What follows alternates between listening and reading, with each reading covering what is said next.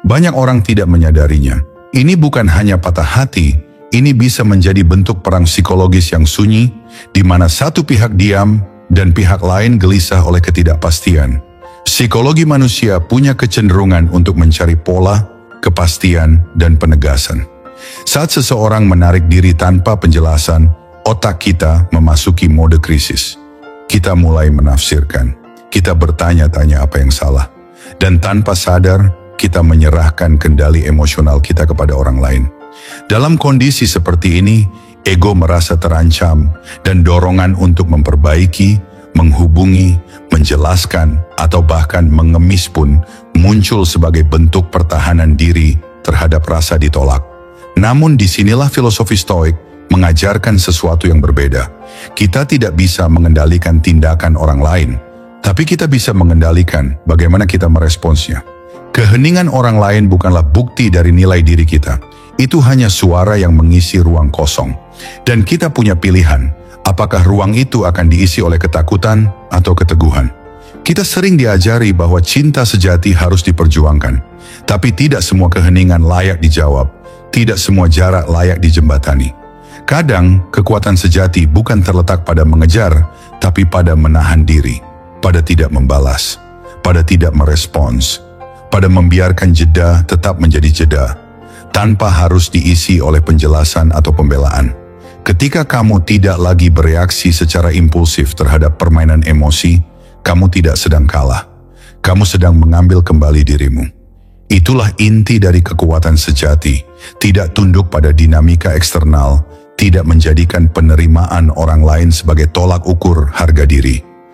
Ini bukan tentang menjadi dingin, tapi tentang menjadi sadar. Sadar bahwa kamu tidak perlu menjadi bidak dalam permainan siapapun. Saat kamu berhenti butuh validasi dari kehadiran mereka, saat kamu tidak lagi terpicu oleh keheningan yang disengaja, maka kamu telah menang, bukan atas mereka, tetapi atas dirimu sendiri. Dan kemenangan atas diri sendiri adalah kemenangan yang paling tenang, namun paling kuat. Jika kamu sampai di titik ini, mungkin inilah saatnya untuk berkata pada dirimu sendiri, saya memilih kejernihan, bukan kekacauan. Bukan untuk membuktikan apapun kepada siapapun, tapi karena kamu layak untuk bebas dari tarik-menarik emosi yang tidak sehat, dari drama yang tidak perlu, dan dari pola yang membuatmu kehilangan arah. Mari kita mulai.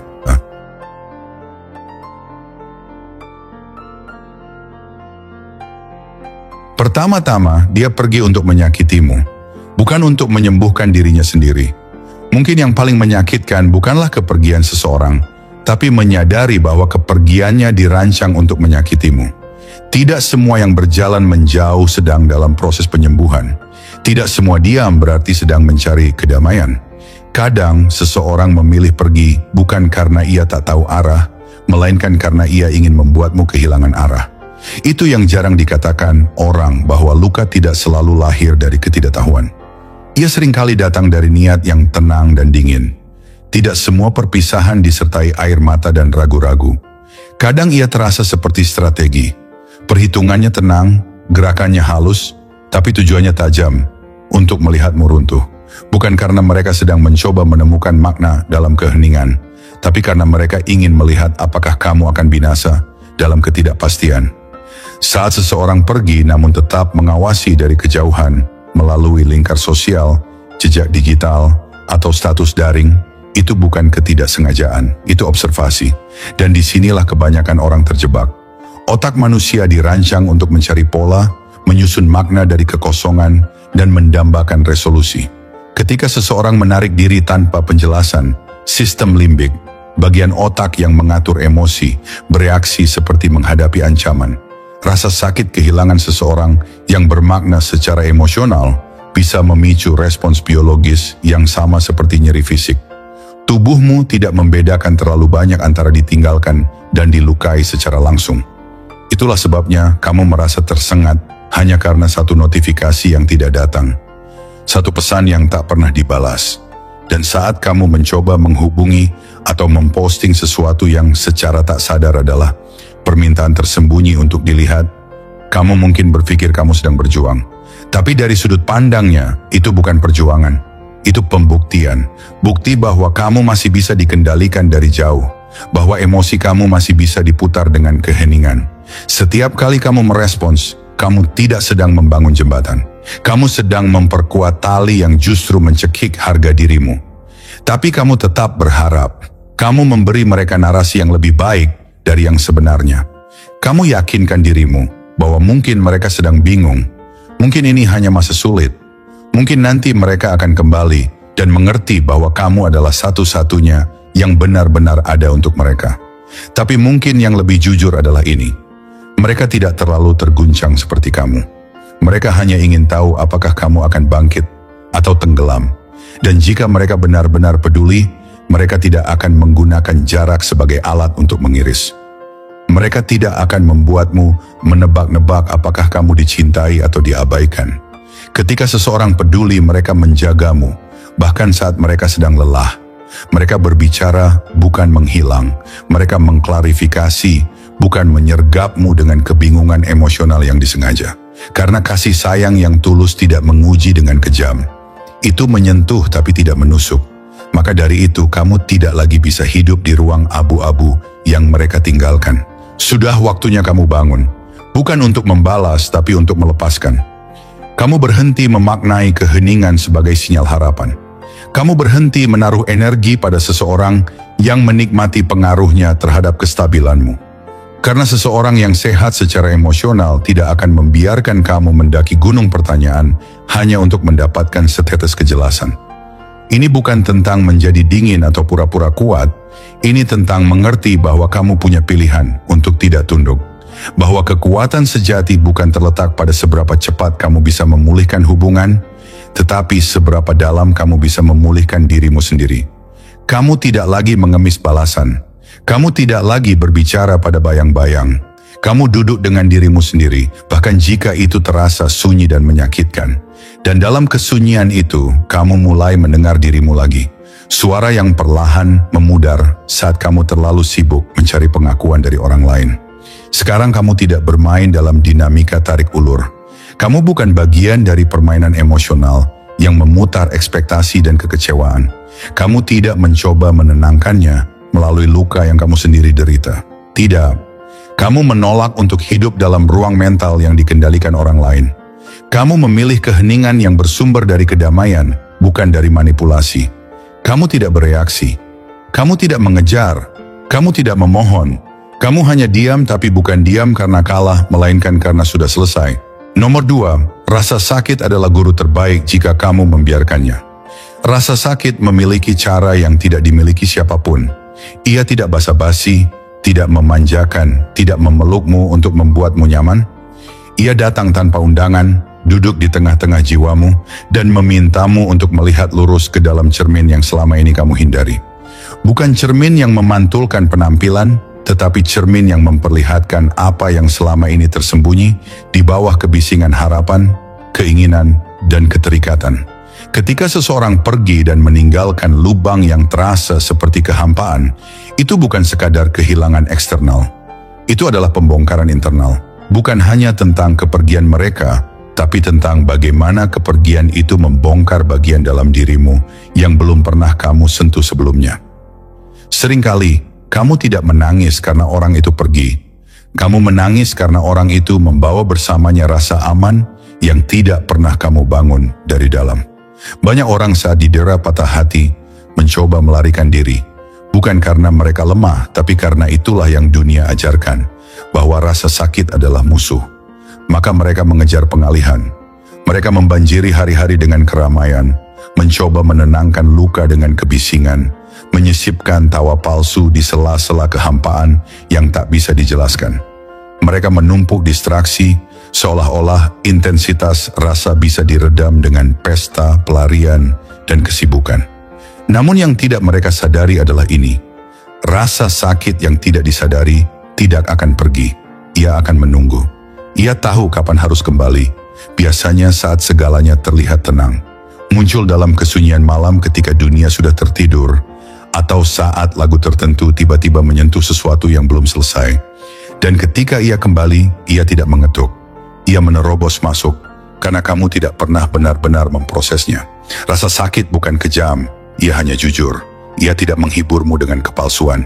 Ia memperlihatkan bagian-bagian dirimu yang selama ini mengandalkan cinta untuk merasa utuh. Ia menyorot setiap luka masa lalu yang belum sembuh dan setiap harapan yang tidak pernah realistis. Ia membuka luka lama yang kamu kubur dengan senyuman. Bukan untuk menyiksamu, tapi untuk menyadarkanmu bahwa kamu hidup di atas fondasi yang rapuh. Selama ini, mungkin kamu tidak sedang mencintai tetapi bergantung. Kamu berharap seseorang bisa menjadi jawaban atas kekosongan yang bahkan tidak kamu akui ada. Kamu berharap cinta bisa menambal rasa kurang di dalam dirimu. Perasaan tidak cukup berharga, tidak terlihat, tidak dibutuhkan, tapi ketergantungan yang dibungkus sebagai cinta bukanlah penyembuhan. Itu penundaan luka yang pada akhirnya akan meledak. Namun saat kamu memutuskan untuk tidak lagi melarikan diri, saat kamu duduk bersama rasa sakit itu, tanpa syarat, tanpa perlawanan, kamu akan merasakan sesuatu yang mengejutkan. Bukan penghiburan, tapi kekuatan. Bukan pelukan, tapi kesadaran. Kamu akan mulai menyadari bahwa kamu masih berdiri. Bahwa meskipun semuanya runtuh di luar, masih ada sesuatu di dalam dirimu yang utuh, yang tenang, yang menunggu untuk dikenali. Rasa sakit ketika tidak dihindari menjadi guru yang tak tertandingi. Ia bukan sekadar emosi, tapi transformasi. Ia mengubah gelisah menjadi keteguhan. Ia mengubah kecewa menjadi kejelasan. Dan yang paling penting, ia merampas ilusi. Ia menghancurkan narasi bahwa kamu hanya bernilai ketika dicintai. Ia menghapus fantasi bahwa seseorang bisa menyelamatkanmu dari dirimu sendiri. Ia memaksa kamu melihat kenyataan bahwa orang yang kamu tangisi mungkin hanya hidup dalam harapanmu, bukan dalam kenyataan mereka. Perasaan ditinggalkan itu menyakitkan, ya. Tapi di balik rasa sakitnya, ada peta. Peta yang menunjukkan di mana letak kebergantunganmu, di mana kamu memberi terlalu banyak, berharap terlalu besar, dan mengabaikan dirimu sendiri terlalu lama. Bukan untuk menyalahkan dirimu, tapi untuk memberimu alat membangun ulang. Bukan untuk melanjutkan hidup dengan senyum palsu, tapi untuk bertransformasi dengan kesadaran penuh. Dan saat kamu bangkit, kamu tidak bangkit sebagai seseorang yang keras atau acuh. Kamu bangkit sebagai seseorang yang tahu batasnya. Yang mencintai bukan karena butuh, tapi karena mampu. Yang hadir untuk orang lain bukan karena takut sendiri, tapi karena sudah nyaman dalam kehadiran dirinya sendiri. Kamu tidak lagi mencintai dari kelaparan, tetapi dari kelimpahan. Kamu tidak mengejar untuk diisi, kamu berjalan berdampingan. Hari itu akan datang saat rasa sakit tidak lagi menyayat, tapi menjadi bisikan yang mengingatkan. Bukan untuk menghidupkan kembali luka, tapi agar kamu tak pernah lupa. Kamu pernah runtuh dan kamu bangkit. Itulah sebabnya kamu tidak akan mengejar mereka lagi. Tidak akan mengemis. Tidak akan menjual harga dirimu hanya demi diterima. Kamu telah belajar. Dan rasa sakitlah yang mengajarkanmu. Jangan hindari kelas itu. Jangan bolos dari pelajaran yang paling penting dalam hidupmu. Nomor 3, kekuatan diam. Ada satu kekuatan yang sering diremehkan dalam dunia yang penuh suara, opini, dan kebutuhan akan validasi instan. Keheningan. Bukan sekadar diam yang pasif, tapi diam yang berasal dari kekuatan batin, dari kemauan untuk tidak bereaksi meskipun seluruh tubuhmu menjerit untuk membalas. Keheningan seperti itu bukan kelemahan. Ia adalah bentuk pengendalian diri yang paling menggentarkan, karena ia menyisakan ruang bagi orang lain untuk duduk dengan ketidakpastian mereka sendiri, tanpa bimbingan, tanpa penjelasan, tanpa pelarian. Ketika seseorang pergi dan meninggalkanmu dengan tanya-tanya, mereka berharap kamu akan membuat kebisingan. Mereka menantikan amarahmu, luapan emosimu, tulisan-tulisan samar yang kamu tujukan padanya di tengah malam, pesan panjang penuh kerinduan, atau tangisan terselubung yang kamu sematkan dalam unggahan media sosialmu. Itu adalah dinamika yang mereka kenali. Satu pihak menyakitkan, pihak lain bereaksi. Dan dalam reaksi itu mereka tahu bahwa mereka masih penting. Mereka masih mengendalikan ritme jantungmu, alur pikiranmu, dan arah emosimu. Namun ketika kamu memilih untuk tidak memberi apa-apa, tidak sepatah kata, tidak satu baris lirik, tidak satu bayangan pun, kamu memutus pola itu. Dan justru disitulah kekuatanmu mulai terasa. Bukan karena kamu sedang bermain permainan yang sama, tetapi karena kamu sudah tidak bermain sama sekali. Kamu telah melepaskan hak mereka untuk menjadi pusat duniamu. Dan itu lebih menghantui daripada teriakan, lebih menusuk daripada amarah. Diam tidak bisa diprediksi. Ia tidak memberi sinyal apapun. Ia membingungkan, menciptakan ruang kosong yang tak bisa diisi oleh asumsi semata. Dalam ruang itu, orang yang meninggalkanmu mulai mendengar gema dari tindakannya sendiri. Ia harus memproses keputusannya tanpa narasimu, tanpa klarifikasi darimu, tanpa pembelaan dari pihakmu. Yang tersisa hanyalah dirinya dan keraguannya sendiri. Dan terkadang, itulah siksaan terbesar. Duduk bersama keputusan yang tadinya terasa benar, namun kini tak lagi meyakinkan. Apa yang membuat diam begitu kuat bukan karena ia membalas, tapi karena ia mencabut hak orang lain untuk menentukan arah narasi.